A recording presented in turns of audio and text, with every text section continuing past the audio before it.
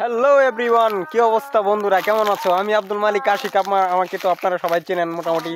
তো বন্ধুরা, আশা করি আল্লাহর রহমতে আপনারা ভালো আছেন। আমি আলহামদুলিল্লাহ আমি ভালো আছি। তো দেখতে দেখতে ইতিমধ্যে আমাদের মাঝ থেকে রমজান মাস চলে যাচ্ছে। এই অল্প কিছুদিন আছে রমজান মাসের।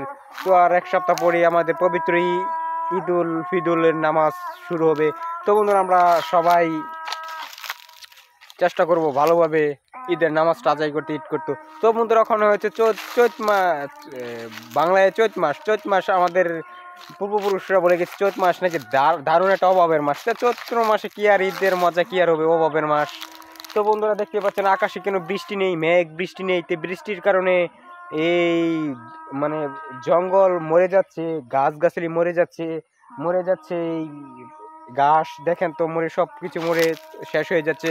তো বন্ধুরা, চৈত মাস অভাবের মাস। চৈতের পরে বৈশাখ জ্যৈষ্ঠ। তো বৈশাখ জ্যৈষ্ঠতে কিন্তু আমাদের আবার এই ধান ফসল, মাঠ থেকে ফসল ঘরে আসে।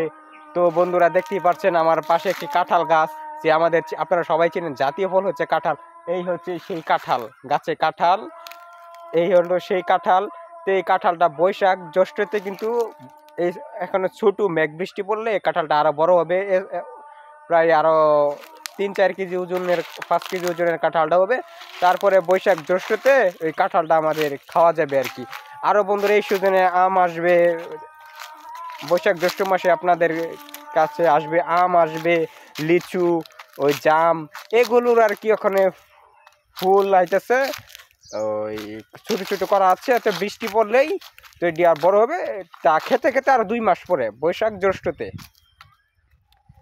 তো বন্ধুরা, আমি এখন এসেছি তো একটি বনে ঘুরতে। তো কিন্তু বৃষ্টির কারণে বন খরানে মরে যাচ্ছে। এই হলো আমাদের পাশে একটি জাম গাছ। তো সেটা তো ফুল আসছে। তো ফুল আসার পরে ওটাতে জাম আসবে, দেখে যাচ্ছে জামের ফুল। এই এই হলো জামের করা। ও ও মাই গড, ছিঁড়ে গেল। আচ্ছা, ছিঁড়ে গিয়েছে, সমস্যা নাই। এটা হলো জামের ফুল, জামের ফুল মেঘ বৃষ্টি পড়ার পরে।